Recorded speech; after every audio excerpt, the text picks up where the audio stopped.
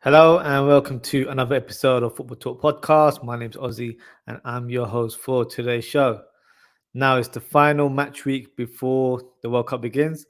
So I'll be reviewing some big games that came up last weekend. So the first game is Man City versus Brentford. So Brentford managed to get an unexpected win over the current champions at the Etihad, and it was Ivan Toney who stole the show.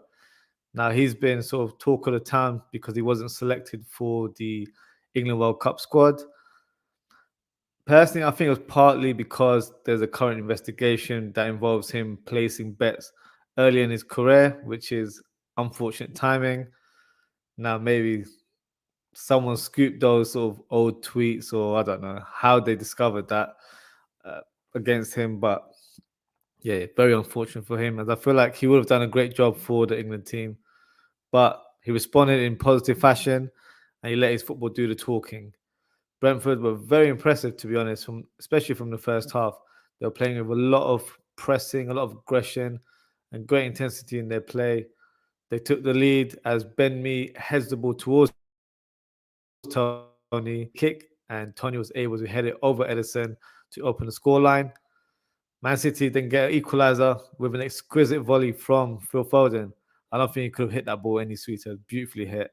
Brentford were able to get the important winner in the closing stages of the game. A counter-attack move from Wissa running on the left wing to De Silva, who flashes the ball across goal, and simple tapping for Ivan Toney there. To be fair, he should have probably have gotten a hat-trick. Moments later, Brentford pretty much repeated the same move again on a counter-attack, and Toney was very close to claiming his third goal of the game, but it wasn't to be, which was saved by Edison in the end. Overall, a great win for Brentford, and for me, very much deserved. This defeat means City are now 5 points adrift from Arsenal. So, I don't need to tell you that. I'm sure Arsenal fans have been telling everyone that they're top of the league and they're doing so well right now. So, yeah, we'll have to bear with it until further notice. We've just got a comment here from Solo7, who says, big up. Thank you, Solo7, for your comment. Big up yourself. Thank you for tuning in. Next game, Liverpool versus Southampton. So, newly appointed manager for Southampton in the name of Nathan Jones takes his team to the fortress that is Anfield. And let's be honest, there's only going to be one winner there. Liverpool started in flying fashion as Firmino flicks the ball with his head from a rubber free kick, and he somehow manages to hit the back of the net. Great header from Firmino, considering the long distance it was, neatly executed. For me, Firmino was quite unlucky not to be selected in the World Cup, so he must have been disappointed with the omission from the squad. I think he's been in great form, considering last year he had a season where he was unfortunately injury plagued during the campaign. And there's other players selected, i.e. Richarlison, that have been selected, and he's been awful this season. So, hey, look, from a Liverpool fan's point of view, I'm not complaining. It only benefits Liverpool that he gets to rest and re-energize for the second half of the season. But from a personal point of view, I'm sure he would have loved to have played the World Cup. So, disappointing for him on a personal level there. Southampton, back to the game. Didn't waste any time in getting an equaliser. Lovely whipped cross by Ward-Prowse, who was another player that wasn't selected in the England squad, towards the middle of the box, and Charlie Adams heads it into goal to make it 1-1. Núñez, sort of the talk of the town right now in terms of his improved form in the last few weeks, had another great game. Despite playing a little bit out of position, he was playing more on the left wing in this game. Opens his goal scoring account. Lovely dinked pass by Harvey Elliott over the Southampton defence, and Núñez applies a cushioned left-footed finish to hit the bottom corner. So great goal from Núñez there. The third goal was probably the move of the game, in my opinion. Lovely interchange between Firmino and Robertson, who hits a low cross, and a flying Núñez slides in to score his second goal of the game. Southampton didn't give up. They tried to get the equaliser, and they were very close. Alisson had to produce a fantastic late save from Adam's header to make sure Liverpool left Anfield with the 3 points, which thankfully they did. So despite a poor start to the season, I guess they finished the first half in good form. They're now currently in sixth place. Let's hope for Liverpool's sake, the players that are participating in the World Cup stay injury free so we can go again after Christmas. In terms of latest news regarding takeover, there's all sorts of rumors. There's always a businessman from this country here and there linked with the club, but at this stage there is no further developments. But I'm sure during the World Cup we might hear some more concrete news, as my expectation is that something will be wrapped up before January, but we'll see. We'll see how that goes. The next game, Newcastle versus Chelsea. So Newcastle managed to get a huge win over Chelsea to claim first spot in the league. And to be fair, it was fairly deserved. They started on the front foot for most of the game. They came close to scoring with Almiron and Longstaff as well, but their efforts went over the bar. Chelsea almost broke the deadlock despite their lackluster performance, with a great effort from Gallagher outside of the box. It was fantastically saved by Nick Pope, but it was Willock who took charge and smashed the ball to get the winner for the Toonami. It looks like Graham Potter is still trying to find the winning formula at Chelsea, but with that, the team is suffering. They're producing below par performances and aren't getting the results either at this moment in time. But Newcastle, on the other hand, they're flying right now. I'm sure they probably didn't want the World Cup to come right now because they're in such rich vein of form. But nevertheless, they should probably still be excited in terms of what comes after the World Cup, as they have a lot to offer. Could they make a challenge for top four? Honestly, I wouldn't rule it out. I think they're playing as well as anyone in the league, and there's no assurances for any team that they will get top four, top six, whatever their target was at the beginning of the season.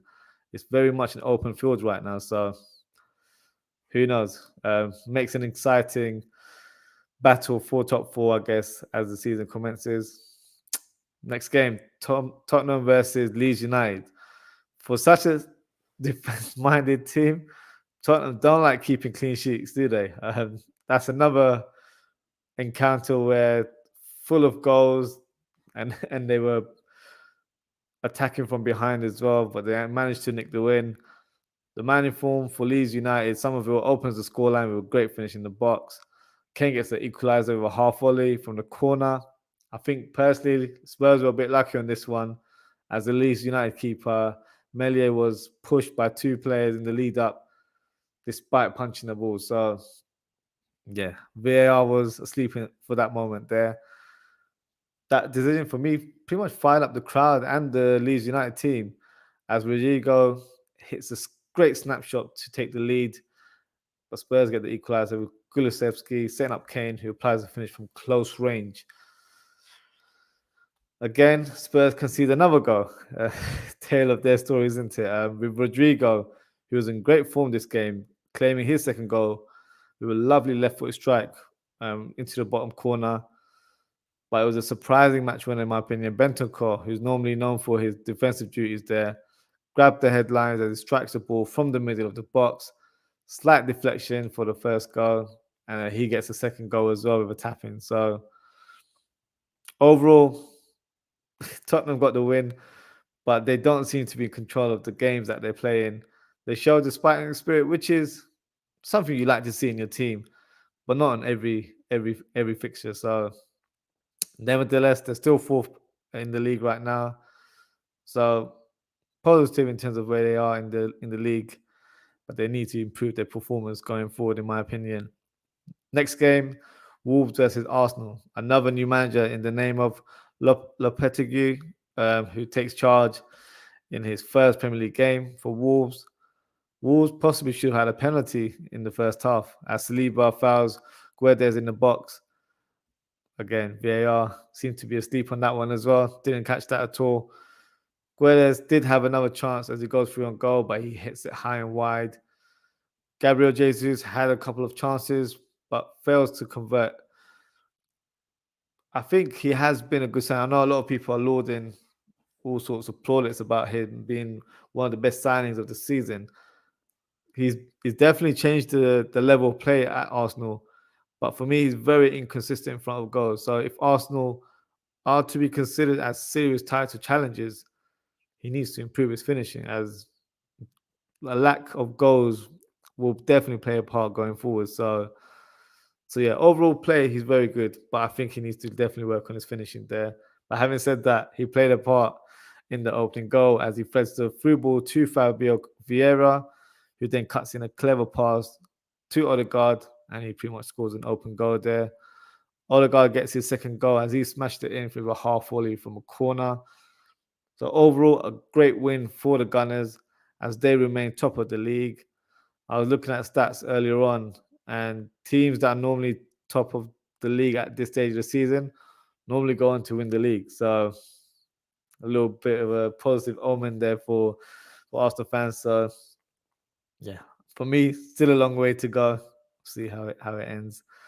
The final game, Fulham versus Manchester United. So a tough evening for the Red Devils, but for me, they managed to fight their way through and grab the win in a difficult match. Craven Cottage is one of those grounds where you really have to be on top of your game, as it's such a small stadium. The fans are right on you as well, but they managed to win on this occasion. United scored the first goal with Bruno Fernandes hitting a deflected pass towards Ericsson, and he scores from open range. Former United winger Daniel James gets the equaliser for Fulham with a tap in. It was a great cross by Kearney to set up Daniel James there. The young man Garnacho seals the deal to grab Man United's winner with a great 1-2 with Ericsson to lead up to this move, and a nice left-footed finish. Now, some United fans are comparing Garnacho to a young CR7 when he broke into the United team as an 18-year-old. For me, that's a bit of far-fetched. Don't get me wrong, he looks like a good talent, but when United signed Ronaldo, you could tell there was a very, very special player there. I don't really see that in Garnacho at this stage. Might be wrong, but we'll see as the season progresses.